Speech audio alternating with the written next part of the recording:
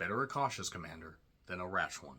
Founders Day was written by the Bloomquist brothers, Eric and Carson. This is also directed by Eric. They have done She Came From the Woods as well as other projects. Check out the respective IMDb pages for the full listings of their work. Eric also has a supporting role as Oliver Hull, the assistant to Mayor Blair Gladwell, who just so happens to be running for re-election in the small town of Fairwood, a town where everybody knows your name, and they're always glad you came. Gladwell hopes to be re-elected for many more days, but the town is being besieged by a killer dressed as a judge and has a devil mask and a gavel. So yeah, the subgenre of the horror genre, the slasher genre, and political satire, human centipedeed together and presented to you. It is not the first nor the last time that the overall horror genre or subgenre and political satire, political ideals, whatever, will be made fun of and mashed up for our viewing pleasure. Look at the Purge movies, the endless amount of Purge movies, and also the television series. And I actually probably should go back and rewatch the Purge movies, even though I remember not liking them, though I love the advertising campaign. And also The Hunt. If anybody remembers The Hunt, that was one of the last movies in theaters before the pandemic hit. Boy, that seems like forever ago. It's hard to believe we're coming up on 3 years since theaters shut down for quite a while. I saw The Hunt, and I also saw Bloodshot, that Vin Diesel movie. That was the last movie I saw in theaters before the pandemic. Yay! So the pandemic has nothing to do with this, basically. Fairwood, yeah, there's a tense mayoral election, and unfortunately that isn't the only, tense thing going on, because there is somebody that is dressed like a judge that is violently killing people, seemingly indiscriminately, or maybe there is a reason for it. We will have to talk about that as the plot develops and in the spoilers section, because obviously there would have to be some sort of reason. You can't just have people killing indiscriminately for no reason. Then you would get a movie like The Price We Pay, which was terrible. So yeah. You may be asking yourself, I checked IMDb, and this movie doesn't come out till January 19th of this year. So how in the world was this bald weirdo able to watch this movie already? Well, I will tell you, individual, that I just made up in a scenario in my head that makes me seem a lot more insane than I already am. Regal Cinemas does an occasional Monday mystery movie, and I know AMC and Lowe's do that as well. I am closer to a Regal. That's why I go to the Regals. And even though they've been doing this, I think they started doing this last year, just as a way to entice more people to get into the theaters. I decided to start doing that and just going on occasional Mondays whenever they run them. I haven't watched every single thing. There were 2 that I walked out of, Next Skull Wins and The Boys in the Boat. But more often than not, I have had a good time, except for freelance. But I decided, you know what, I'm just willing to dive in and give it a shot. I saw a poster for this. I read the description. I recognized a couple of the cast members and thought, you know what, why not? So, what is the plot? Well, basically, I just pretty much described that when I did that terrible rendition of the Cheers deal. You have Blair Gladwell, who is played by the woman that was in How He Fell in Love. Remember that gorgeous creature? Well, she is in this. And I mean, creature in the most positive way possible, because I loved her in that. That certainly was an interesting movie. It wasn't perfect, but yeah, she played that role really well, she did. She's been in other stuff as well. But you have the main character, Allison Chambers, played by Naomi Grace, who ends up basically dealing with, the after effects of a terrible tragedy once, somebody that she is close to ends up meeting an unfortunate end via the gavel of this killer, this unknown killer. We don't know who the fuck it is. They like using brights. They attack them on a bridge and everything. And then from there, we get introduced to other characters. It turns out the Faulkners and the Gladwells. It's like the Hatfields and McCoys, if the Hatfields and McCoys were more inbred and worse written. Am I tipping my hand as to how I felt about this? Yeah, well, let's get into a little bit more stuff. There's also a teacher, Mr. Jackson. He is for real. He is played by William Russ, who is from Boy Meets World, and no, I don't have a way to rhyme this with the song. Yeah, you may recognize William Russ. There's also a character named Adam Faulkner, who happens to be the son of Harold Faulkner, played by Jay Spartak. Devin Druid, who actually was not one of the Undertaker's druids. Very disappointed by that. So Allison and Adam are friends, and then stuff starts, falling apart, basically, as the bodies pile up. And then they have to solve this mystery before their oral history. The Founders Day tales, woohoo! I will say there were a few halfway decent kills. The opening one was all right.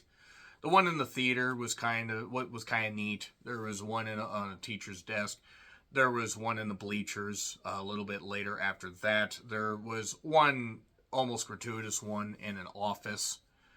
And, okay, I'm just going to get into it right now. Like, I didn't have any expectations going into this, but if you've seen She Came from the Woods, depending on how you felt about that movie, that's going to dictate how you feel about this, because it kind of follows the same beats. I will explain.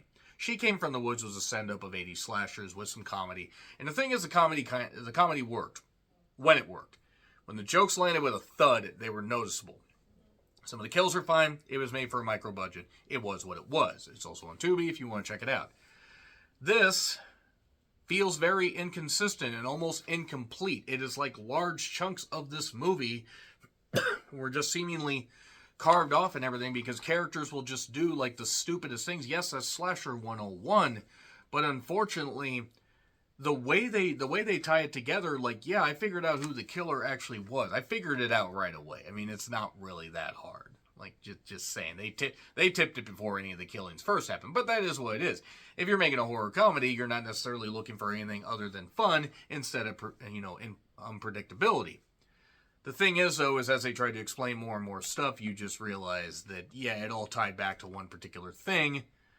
And the movie also feels overstuffed, yet also lean. It feels like they're trying to say something. They almost bite into the political satire at one point when there's like this almost mob mentality, and then they give up on that. And there's some cool kills, but it's not horrifying enough or bloody enough to justify the lack of laughs, and any of the laughs that do land don't justify that the horror doesn't really land sometimes.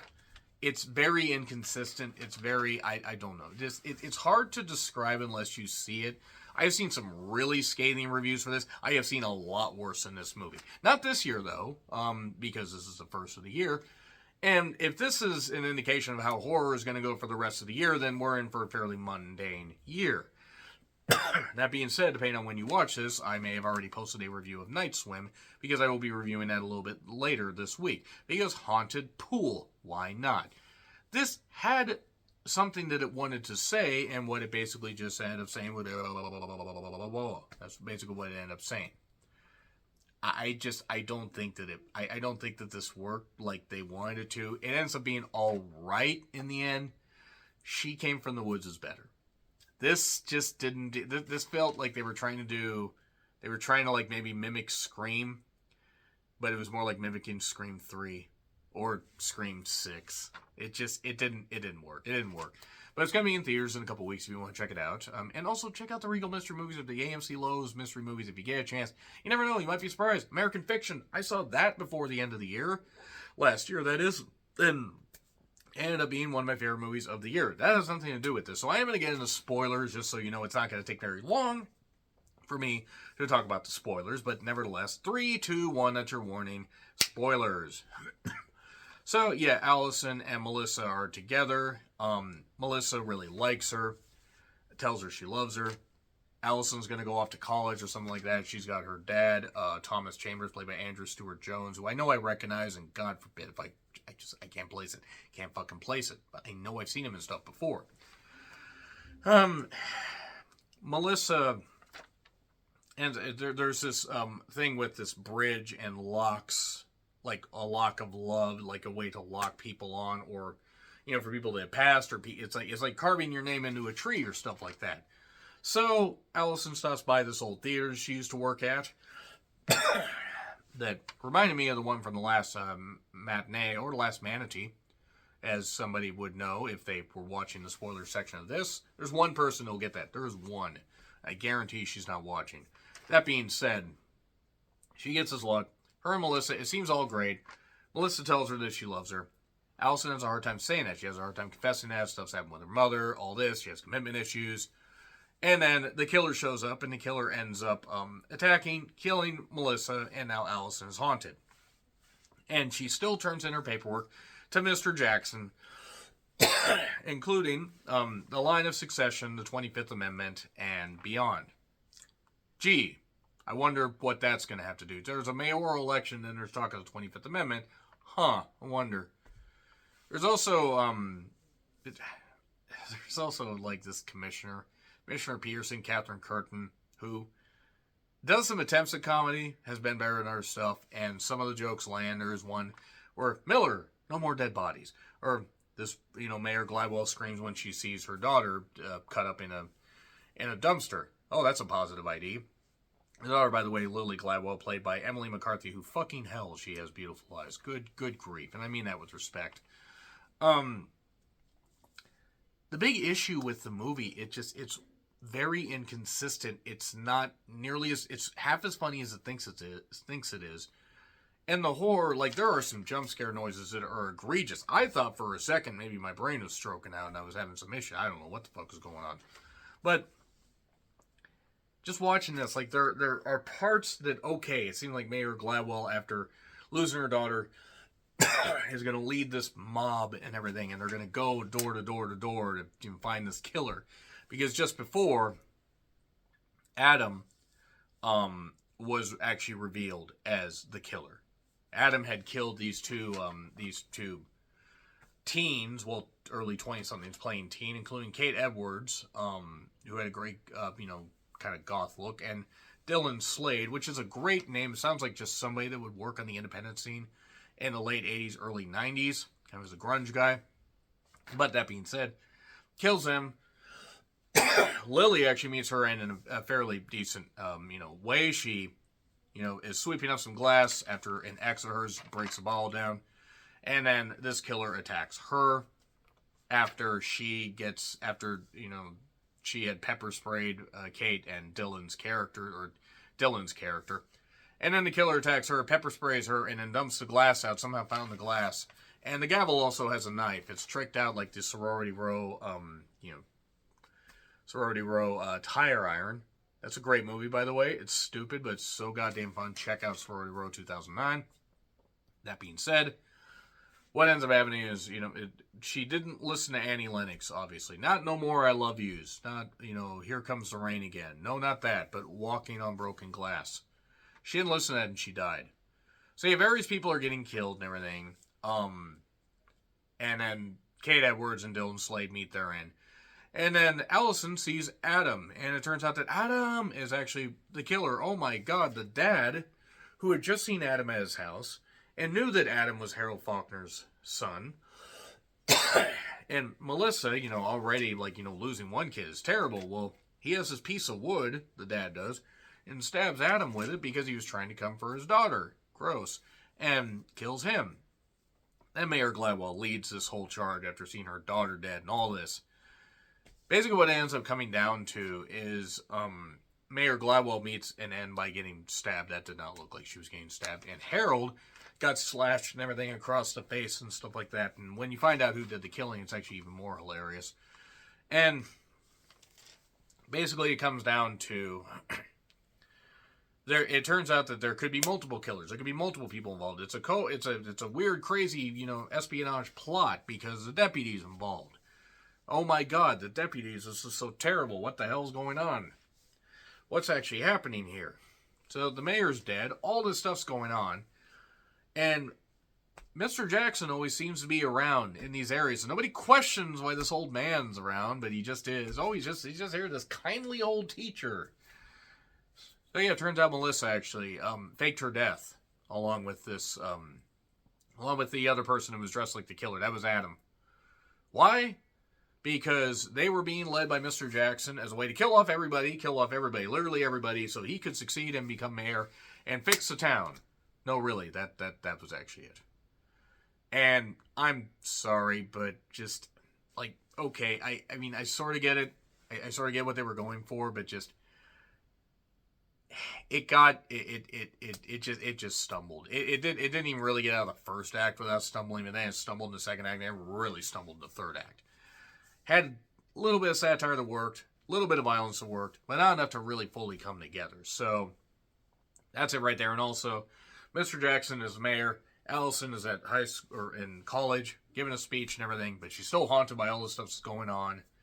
And then we get some comic book style, or animated or coolly drawn, actually very nice artistic credits. Good stuff with that. If only they put as much effort into the movie as they put into the end credits. C. It's a C. It's all right. I guarantee there's the scathing reviews. I mean, whatever. Everybody can have their opinion. I mean, I've certainly had a lot of scathing reviews last year, but this will get a C. Do I expect it to be? Do I expect this movie to make a mint at the box office? Probably not. You can wait for streaming if you want. That being said, if you do see it on streaming, don't illegally stream it. Rent shit like this and support people as they grow their filmography. Anyway, yes, see. Agree, disagree, what I said, like, share, subscribe, Twitter handle in the description. I'm John Rentlin. I'll see you soon.